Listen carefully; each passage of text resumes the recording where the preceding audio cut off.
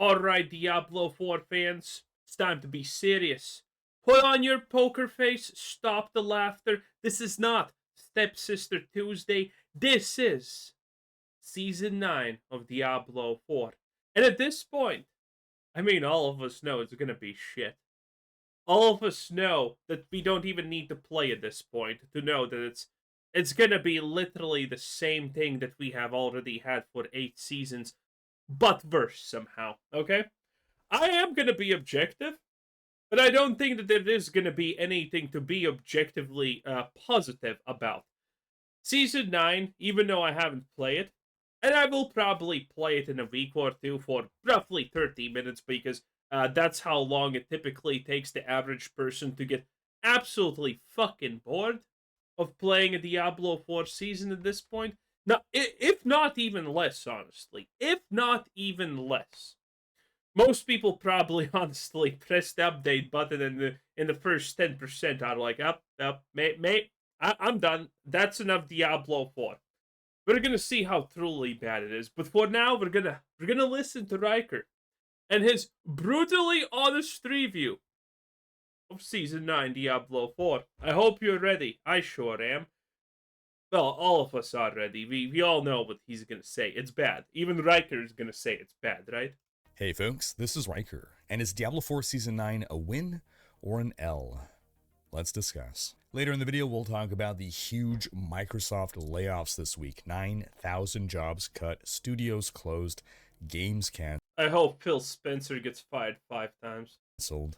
We'll also briefly talk about the Stop Killing Games movement and its latest milestone. Do be sure to ring that sub notification bell to be alerted to new Saturday episodes. Starting off with the Diablo Liked my video, thank you. news. Season 9 of D4 launched on Tuesday, and reactions from the community are, well, let's say mixed. The short version: some people are having fun, some people are just done with the game.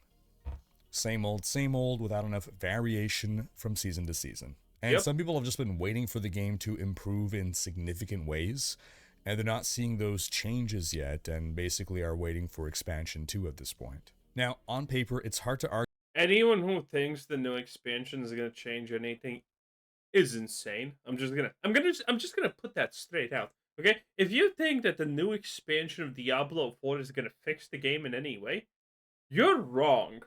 We're probably just gonna get another lackluster shit tier mechanic like mercenaries. That's it. And I don't know about you, but I'm waiting for that expansion because if you did not see my review of Vessel of Hatred story, you should. Because nothing in that story makes even a shred of sense. It's all stupid bullshit that is completely irrelevant to anything that's happening. It is insane actually how poor the story is. I personally just want to get the next expansion and see how much further Blizzard can just kill Diablo 4. Okay? Argue that this isn't the best season so far. And I feel I've repeated this for almost every season now. And again, on paper, it's true. The game continues to get improvements. Nightmare Dungeons are actually good now. They quietly Are snuck in they? some quality of life improvements elsewhere. The seasonal powers are probably the best executed ones yet. For a new player, this is the best state the game has ever been in. But for those who've been playing the game since launch, progressive Press X to doubt. No, in fact, there's no reason to press X to doubt. I know this is untrue. Okay? If this was the best season, we would hear people actually say, hey, I'm playing Diablo 4 and I'm having fun. But we don't hear that. We don't. upgrades season over season isn't exactly something to get excited about. Am I enjoying the season? Yes, I am having fun. I wasn't really hyped for the season, but I think it ended up being polished since PTR, and it's well executed. I don't have any major complaints. Oh, I'm looking at SteamDB. Okay, that's some interesting stuff right here happening. Let's see. I'm gonna change the screen so you can see the SteamDB. There we go. Okay, look at this. Season 9 goes out and it shoots up to, well, effectively, 31-ish K, 32K play at peak. So it's not as high as the all-time highs, but this is Steam. and then we can compare it to the previous season. That was 38K. Oof. This one was 37K. This one was 50K. That was the one that yeah, free week. As we can see, people are returning to try the season, but yeah, it's not really that much. It's not really the worst. Honestly, these are not the worst numbers I have seen in my life, not gonna lie. But this is just not good enough as always, okay? It's surprising how long this actually lasts though. You would think a big game as bad as Diablo 4 would die roughly in this phase. It would already go super down, but it doesn't. That's kind of impressive. I personally think this is botting. Again, I have talked about this countless times, okay? This has to be bots. This is 100. This cannot be anything but bots. Because you need to understand, in the grand scheme of things, if you look at SteamDB, these numbers are good. Okay, these numbers overall for Diablo 4 are good. They are actually showcasing some uniquely high and good player attention, and we know that this is not true. If these numbers were real, if these numbers were actually true, the reality would be that there would be literally hundreds of millions of people playing this shit right now. Literally hundreds, because you need to understand. Some of you are autistically screeching currently. SteamDB is not SteamDB and Steam is not BattleNet, and 90% of the people are on Battle. 90% of people are not on Battle. I have made polls and asked people, would you buy, if you could, would you buy a Blizzard game on Steam, or would you keep buying it on Battle.net? And people, 90+% always answered the same thing: Steam. Why the fuck would you buy something on Battle.net at this point? It's full of ads. Its layout is bad. It's not user friendly. It's really bad. In fact, it is horrible. Okay, it's not something you want any longer. It can't even be properly used to launch your like 3 games that you play from Blizzard. That's how bad the Blizzard launcher is at this point. So people would buy it on Steam. But we have still no reason to assume that the Steam numbers are somehow this good and the Battle.net numbers are not that good. You see what I'm saying? And if this was true, currently Diablo 4 would be literally played by something like, I don't know, 30 million people? Not even over exaggeration. Well, actually, 20 million people would probably seem more right. Something like 20 million people because of what? How many copies did Diablo 4 sell? 30 million week, not week, but month one or something like that. It's a ridiculous number. Diablo 4 should be, unironically, if these numbers are real on Steam, then the Diablo 4 should be currently played by literally 20 million people.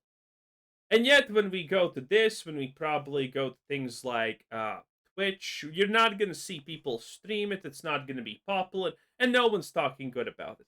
So this is 100% bots. All of the people you see are 100% actually most likely bots, in my opinion. I see no reason, no justification for this to not be the case. Otherwise, Diablo 4 would still be a hit game that people love and constantly play. Or there would be at least a billion times more hate about it. Complaints about what has been delivered. I generally enjoy playing Diablo 4, and this season is, more of the same. Now, is it possible for me to enjoy this game even more and be more excited for a season launch if certain kinds of content were added or certain changes were made? Yes, absolutely. To answer the question I keep getting asked, is it worth playing Season 9? Well, if you don't like Diablo 4, then no, it is not. Season 9 is it's the best apple pie that Blizzard... Riker's answer to is the new season of Diablo 4 worth playing has been the same for like the past 5 seasons, and it's like he likes Diablo 4, so he plays it. But if you didn't like the previous season, there's no point in you playing the season anyway. So it's shit. made If you don't like apple pie, then you won't like Season 9. If you generally enjoy Diablo 4, if Season 8 didn't burn you out on the game, then you will probably like Season 9. If you didn't like Season 8 because of power fatigue or any other reason really, if you didn't like Season 8, you're not going to like Season 9 either. Now, if you haven't played Diablo 4 since like Season 3 or earlier, then it is worth revisiting the game today to see if you like it now, because it has changed in significant ways since then. You already spent money on the game, may as well see if you like it now. And no, you do not have to buy the expansion to play Season 9. And as a reminder, folks, I have a video going over the kind of end game system I would like to see added to Diablo 4 that I think would make me enjoy the game a lot more. And a lot of people responded positively to the idea and also agree that this is the kind of thing that Diablo 4 needs. And I'll reiterate, it's just a concept. It's not something ready to be added to the game as is. It's just an example to convey the spirit of what we're looking for. So, I said I have no major complaints about Season 9, so let's go over the minor complaints I have. There's some weird bug that has made the chat font extra large and nothing we can do about it. The bug with Infernal Hordes is back, where I can't see how much ether I have to spend on my rewards, and therefore I also can't track how efficient I'm being. This was kind of annoying because it's been 2 seasons now. I mean, come on. I guess they just really don't want us doing Infernal Hordes until Season 10, which is said to be the Infernal Hordes rework. And Season 10 is likely to begin on September 23rd, as per the in-game notification on when the current reliquary ends. God, Infernal Hordes was such a disappointment. They literally could have just didn't do vampires from Survivors, okay? But they chose not to. They chose to make it trash. The drop rates for Arcana were that's a segment of the Heraldric Powers, the season theme. The drop rates for Arcana were criminally low at season launch. Now they fixed this within a day and a half, so kudos there. Gotta credit them for being swift to fix it, but it kind of boggles the mind how that passed muster. Now by itself, it wasn't the end of the world for the Arcana drops to be so rare, but we needed to collect them as part of the season journey in a fairly early step. So I was stuck on like chapter 2 of the season journey while I was on like Torment 3 difficulty because I only found 2 Arcana. So I was so bottlenecked in my The hell is an Arcana? Progression of the season journey that by the time I was able to claim the rewards later on, they're all useless to me. And speaking of Arcana, they drop looking like regular items. I'm sure many of you folks who have played have missed a lot of these drops. You know, people ignore rare items pretty early on, and many of the Arcana drops look just like rare items. There's no special leaf icon on the minimap or a different color or anything. Big oversight there. Oh, wow. Now, Nightmare Dungeons have been great. Imagine Diablo 4 and having an oversight. I'm shocked, I tell you. Improved with tons of positive affixes that actually feel good now. Even the negative affixes have been improved. There's like new ambush encounters, which are pretty cool. Now, one of those positive aspects grants extra XP. However, it does so by dropping XP globes. These globes spawn on the ground after killing monsters, but it's kind of on a delay. So if I have an efficient build, I've already run past the dead monster. You're kidding me! Blizzard has made this same mistake. I just don't know how Blizzard honestly does this, okay? This is not a new mistake. Blizzard has done this like 5 times, okay? They do this constantly. This has been a mistake since Diablo 3. Okay? This is how far in the past we need to go. People have always complained about this, okay? So, they kill a mob, and the thing that's very important drops with like a 5 fucking second delay or something. Okay? Click on the season 2 mechanic or season 1 mechanic, and it takes 15 seconds for it to pop up. Like, people constantly complain about this, and Blizzard keeps doing it, okay? First, they ignore people saying, oh, we want this faster, or we want this instant, or whatever, and then they fix it. And then 2 seasons later, they introduce the exact same mechanic, and they don't understand what the problem is. They just do this somehow all the time. I don't know. I honestly don't even understand this. How can they do it? Monsters by the time the globe spawns, and I gotta backtrack to pick them up because my pet isn't gonna pick them up. Also, in party play, everyone sees the same globes, but the XP is only given to the player who picks it up. Not fun. Then it's our regularly scheduled time to complain about tempering again. The problem that just won't go away. I'm pretty sure I said this back when they first implemented the scrolls of retempering. Just a band-aid solution. It makes the problem being bricking, happen less often, but it does still happen. Now, yes, randomness is at the heart of the ARPG. I fully agree. And getting random loot is huge fun. Because it's like, winning the lottery. But randomness in crafting outcomes is not fun. We want RNG loot and deterministic crafting. The whole point of crafting is to allow players to take control of bad RNG. And one more super bad take from the Diablo 4 super fandom. Path of Exile has exactly that type of crafting that is now said to be bad. Last Epoch has the same type of crafting that is... Oh, actually, no. Well, the Last Epoch has to a yeah, no, actually, no, it's the same. It's the same. Okay? But again, every person who is positive about Diablo 4 is naming things that literally every other successful hack and slash or ARPG does. Like Path of Exile or Last Epoch, and they do it successfully, no one's complaining. But in Diablo 4, it's somehow a complaint. This happens constantly. You understand. If all the games do that one thing and one game does it bad, that's not the system being bad. It's something the game does that makes it bad. And that thing is the fact that, well, in a game where everything's given to you for free and nothing is really you never need to farm anything. Well, something that actually can brick and make you lose time farming again, it seems just bad. That's how it is, because all the Diablo 4 players are literally already conditioned to get everything for free. No effort needs to be put in for anything. All the bosses are one-shottable. Every resource is insta infinity, and obviously, if your player base acts like that, then yeah, having a crafting system where you can brick is unacceptable. And I'll repeat, this isn't about me wanting to make the game easier. I'd rather tempering be more expensive and less RNG based so that I have to be selective in what items I choose to temper.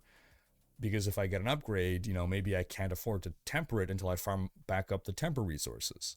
As opposed to basically having infinite temper materials, and what I'm running out of is base items that are worth tempering. Oh, also, which is the season that's going to rework sellers to actually be worth exploring? Alright, let's end with some of the good though.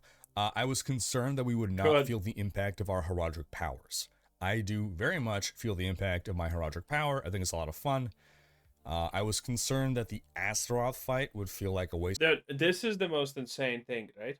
I thought that Season 8 actually could be at least fun because every class would just make builds about the boss powers. Makes sense, right? But Blizzard said, nah, fuck that. We're gonna nerf all the boss powers, so you no longer can really have builds about the boss powers. The boss powers are just like multipliers now, and that was boring.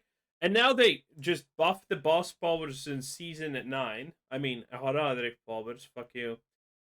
And they're actually, like, feelable and kind of strong, but they're not strong enough or not interesting enough to be the main thing, so it's kind of a failure still. That's what it seems like. Waste of time. It kind of felt that way to me on BTR. He now feels rewarding. I'm still not convinced I feel the sense of escalation in an escalating nightmare, but I nonetheless do still enjoy doing escalating nightmares, at least for now. As a whole, I like the reworked nightmare dungeons. I think it's very effective. I'm also glad that you can run the nightmare dungeons and the escalating nightmares prior to level 60 for players to experience the new content prior to endgame. Would just be great if a nightmare dungeon sigil would have an indicator on it when it is currently an active bounty. Or whisper, sorry. The strong rooms. I enjoy doing them, but I gotta say I feel there's a real lack of clarity on what the hell is going on inside them. It's just a chaotic mess of running around, racing against the clock to kill. Oh, surprise, surprise. The company that thought that, hey, you know what? It's gonna be fun to make maps filled with traps that slow you down and don't allow you to move because if you get hit by a trap, you get punished. Surprise, surprise! The company that brought you traps in a game that's all about being a zoomer made a shitty mechanic. I'm fucking shocked once again. Monsters while there's a bunch of side objectives and things happening, and it's not clear what's a priority or how to optimize things. And if your build is strong enough, it doesn't really matter. You just run around killing things and you easily beat the timer regardless of your approach, which kind of makes the side objectives feel over-engineered in a way that the Undercity or Infernal Hordes don't. Like in those two game modes, the purpose of the objectives is clear to me. I always have a sense of the choices that I'm making, why I'm making these choices, what are the impact of those choices.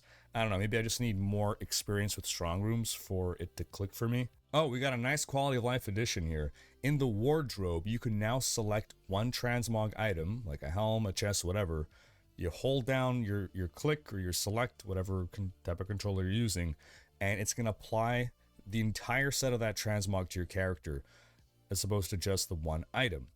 This is really helpful because previously, if you wanted to equip an entire set, you have to individually go to every piece of gear and like look through the 80 billion cosmetics and try to find which is the one that goes with that set by looking at the little like 3x8. Wait. So Blizzard not only so Blizzard even nerfed transmogging for people and made it easier? So people don't have to look at different gear pieces. They can just instantaneously equip the whole set like a bunch of fucking mouth breathers. Oh wow, this is a new low even for Blizzard. Wow, that is insane. 8-pixel tiny, icon, and basing yourself on the names. And some sets have no, just the naming, the nomenclature system just doesn't make any sense. So anyway, it's a great change. Now, if you folks are planning to dive into Season 9, I have a class tier list and an Ultimate Season 9 guide that covers the fastest leveling methods and how to get and use your heraldic powers, so do check those out. For those who tried Season 9, what are your thoughts? Sound off in the comments. Now on Twitter, Diablo's Global Community Development Director Adam Fletcher stated, quote, "Just know that your war cries of wanting more change aren't going unnoticed." Classic Blizzard saying, "We hear you. Now buy the $100 mount." The team has been cooking on some of the biggest changes that really hit home on things people have been asking for and more. Well, man, Blizzard went so hard down the drain the moment the breast milk stopped being stolen, huh? hopefully Season 10 is when we start seeing these changes. Fletcher also commented on the boss immunity phases for Andariel, Duriel, and Mephisto, something we've been complaining about now for at least a season or two. And he said, quote, "There are plans to fix this up." We'll see what the team does. Meanwhile, the Season 9 quest line has a teaser for Expansion 2, it would appear.